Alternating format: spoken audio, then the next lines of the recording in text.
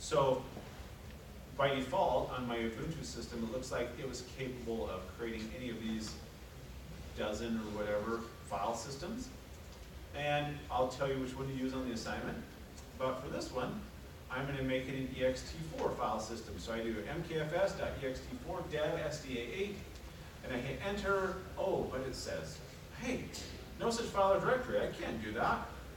Oh, okay. So at this point, after you make a change to your partition table, you have to either reboot the machine or you can run part probe.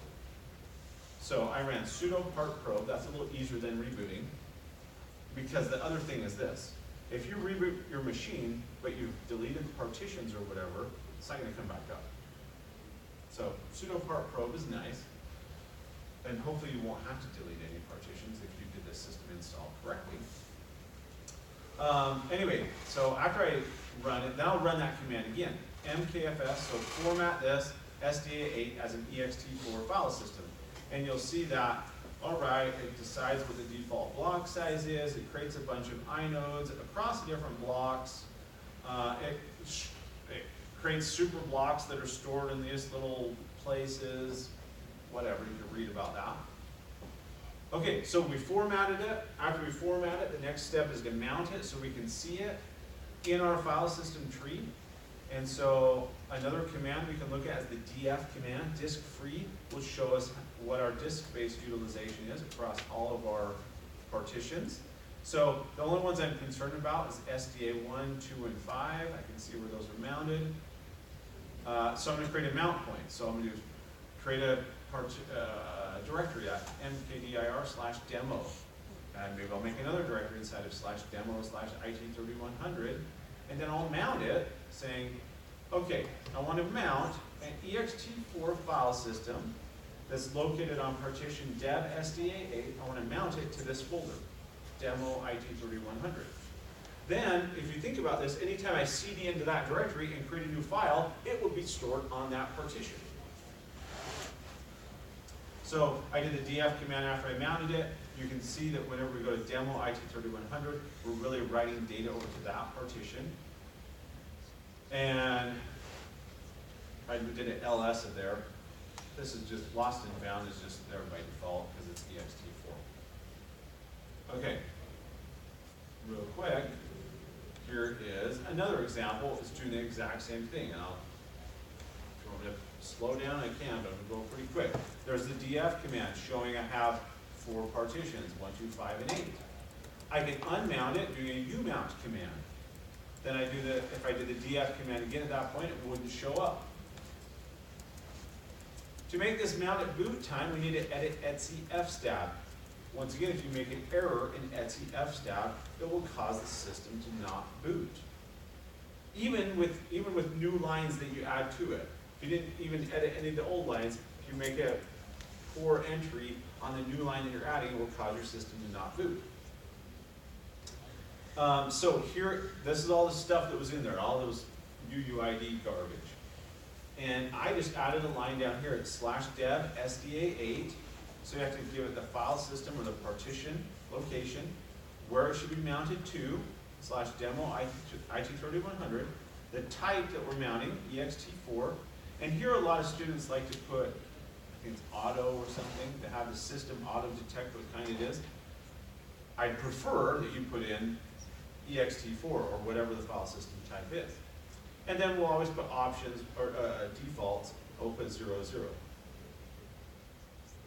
Now, so then I did a df command.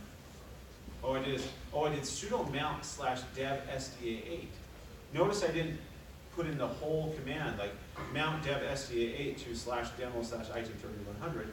It will go look in etc fstab, excuse me, and it will try to mount it. And it was able to because I can see it with the df command. The other command, and I don't know if I have it in my screenshots, is I like to do this. Sudo mount -a. That says go into my etc fstab file and mount everything that you possibly can from there. Because we want to test that etc fstab is working before we do a reboot or what might happen. dead. Your system doesn't boot. And how do you fix your system if it doesn't boot? No. You have to reinstall. I mean, there is a way to recover it, but honestly, it's faster to reinstall. Okay. Yeah, okay. Look at the man page. Because I'm going to tell you on the assignment, I'm going to say, you need to create an ext4 file system. The default block size should be 2048. The default number of inodes should be something, something. And you're like, what? Well, go read the man page for mkfs.ext4. And you'll see something like this. Oh, he wanted the block size to be 2048, so I'll do an mkfs minus b 2048. He wanted the number of bytes per inode to be, whatever, I don't know, 128. And so you do minus I 128. Reserved blocks percentage. That's on the assignment. If I say 0 reserved blocks, you do minus m 0. Okay, so you look at the man page there. You can also read the man page for fstab. And blah, blah, blah. I'm not going to read that. Okay, so here's a couple other quick examples of maybe not ext. So vfat. First we need to go in and create a partition. We do that with cfdisk. So I go in, I see the free space. I go down to new, I say new. This is the screens I missed on the last one. New, you specify the size. This is critical. Let's see. I'll get back to that on the assignment, but make sure your size is correct. MB is different than MIB. If you've never heard of that, remind me when we get to the assignment, and I'll explain the difference. Anyway, I'll specify the size.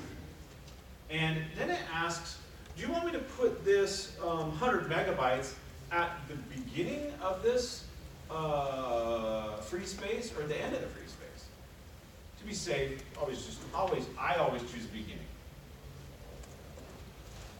Okay, and then I can't remember if you have to go to the type screen or if this pops up, but there's 2 pages here. I didn't capture the first page, but the first page has FAT on it, and FAT is selection 0B, so that's what I typed in. And then when I come back here to file system type, you see it shows Windows 95 FAT32. I go down to write, might destroy, yes, I want to do that. So I said yes, then I did fdisk minus L, it shows SDA9 is a Windows 95 FAT32. What do we do after we have created the partition? What's the next step? Format the file system. What's the next step after that? Mount the file system. What's the next step after that? Put an F step. So I'm going to format it. Here's a command, mkfs minus tvfat. So format this as a dfat type file system on this partition. And okay, oh whoops, I didn't do part probe again, right? After you make a change to the partition table, you have to either reboot or run part probe. And okay, I ran part probe, then that command completed successfully, and it doesn't give me much output other than it ran, okay, done. And then I made a directory, and I mounted dev SDA9 to that directory. So now you can see SDA9 is mounted whenever the df or mount command. I can go into that partition, do an ls command. I can unmount it doing umount, and it doesn't show up anymore. After I do the df command, after it's unmounted, SDA9 is no longer there. Fstab, we'll go into etc fstab. So here was SDA8, and the very last line now, I'll do dev SDA9. Make sure it's mounted at the correct location, the path. The type is vfat, we're going to use default 00. Oh, where's the common error here? Obviously, if you don't have your paths right, it's not going to mount, and your system is unusable. I think that was the more common one. Okay, so then I tested it again just by saying sudo mount dev SDA9, and it read this partition, it read etc fstab, and it mounted it, and so that means that my fstab entry is correct. Or you could do mount minus A. However, if you do sudo umount minus A, what will that do? try to unmount everything that's listed in FSTAB, which might cause you problems because it might try to unmount some of these slash and slash bar and whatever. Maybe. I don't guarantee